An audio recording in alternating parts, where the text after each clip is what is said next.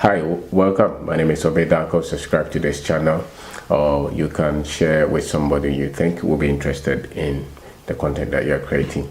It's about entrepreneurship, it's about personal development, it's about finance, personal financial knowledge, education.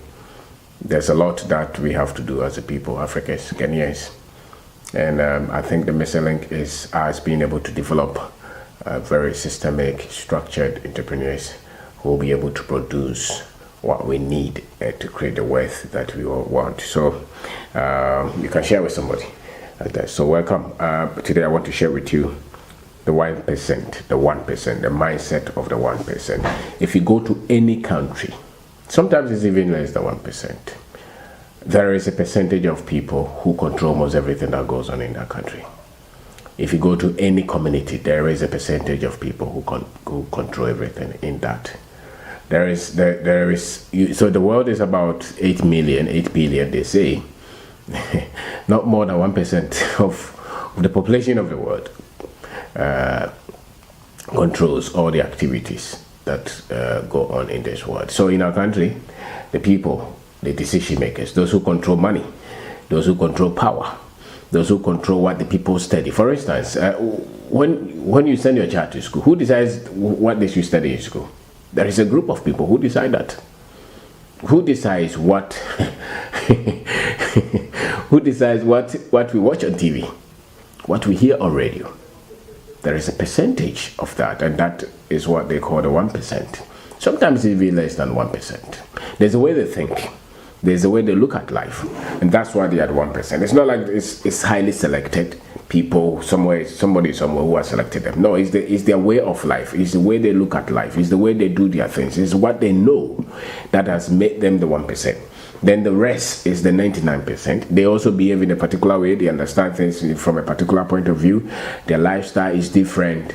So I want to draw your attention to this and what you can do to possibly be part of that 1%. And the choice is ours.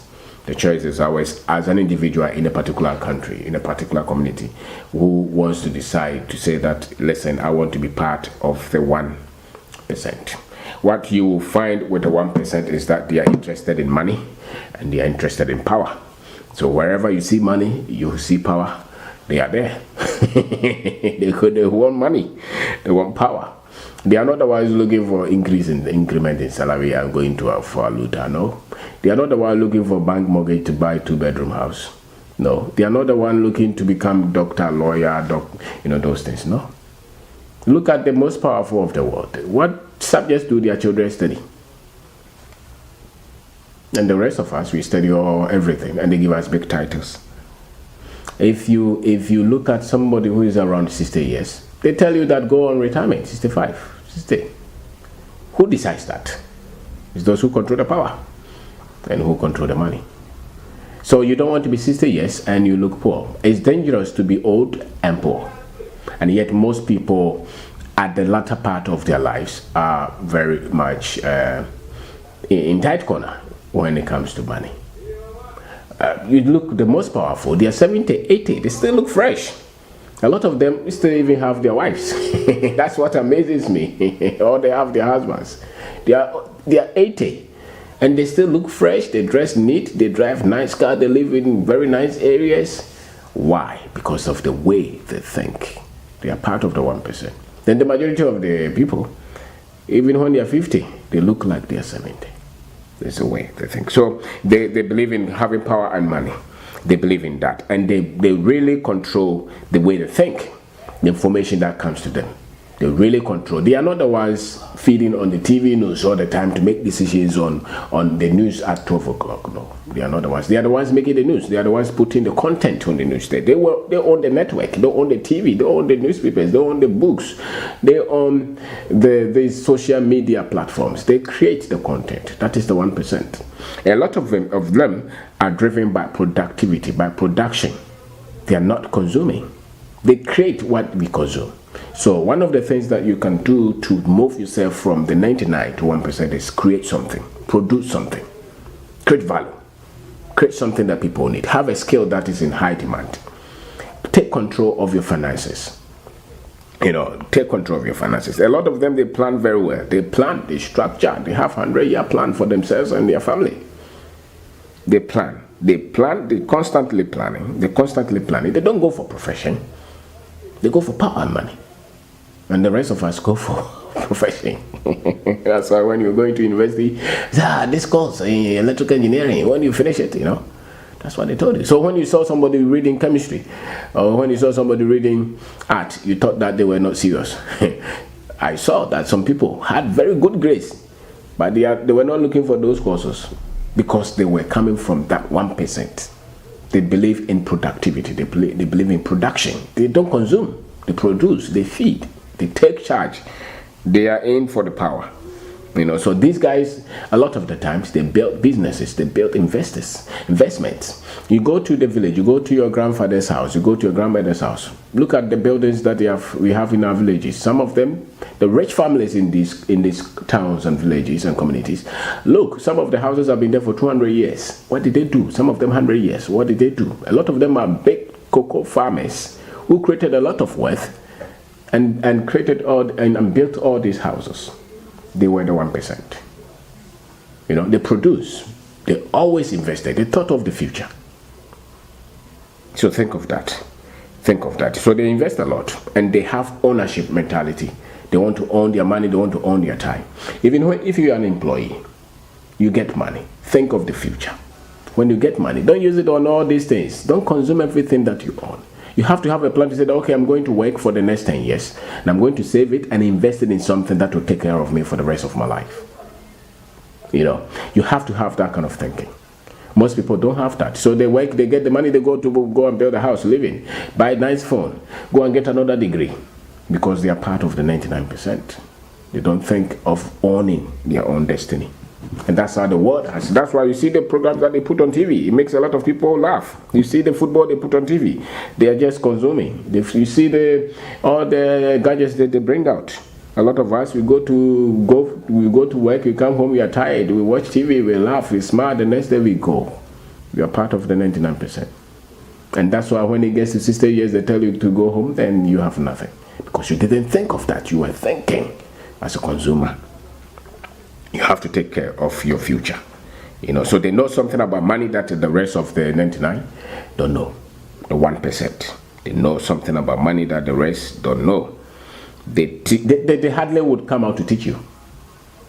They don't give you information. A lot of them will never give you any information to become liberated in terms of your money, your future, and your time. A lot of them would want to keep us in amusement. We smile, we laugh. So anybody who is trying to teach you, like what I'm doing, bring enlightenment to you. I'm trying to push a lot of us who are sleeping to move and take charge of our lives so that we can be part of the 1%. In Ghana, the 1%, if you are 30 million, we will then be about maybe 300,000 or so. So Ghana, largely, I think the number is even low. Look at TV. All the people that you see them, they are always the ones in the news all the time. The power, the one who's controlling the power, the ones who's controlling the money. Very few people.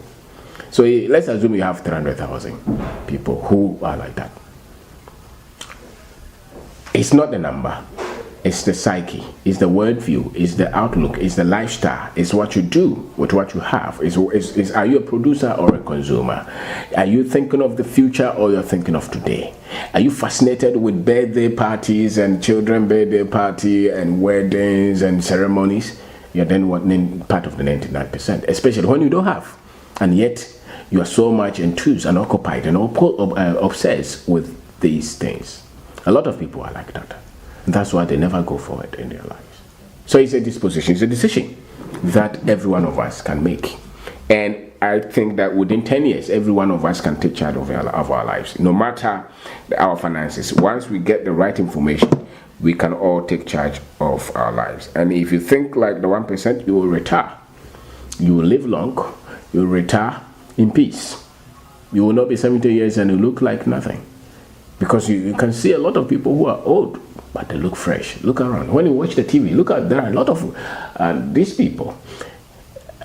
He's 80, 85. Still look like he's 25. Still looks like he's 70, 60. They drive nice. They dress well. They take charge of their lives. They are in charge. Why? because of the way they think. So there's a way the 1% thinks, and there's the way that the rest of the world thinks. And the 1% can even be reduced to sometimes even 0.1%. They are the super people. You know, they control everything. They control the airlines, they control the internet, they control every movement of mankind. And that's why some people will then bring some kind of superstition and things into that. But it's always a way of life. It's always a way of life. So think like that. Think like that. Move from just the 99% that tell everybody is just grappling, you know, we're just fighting on the ground, fighting, instead of us to think of going into the 1% or even fewer numbers as you become more successful.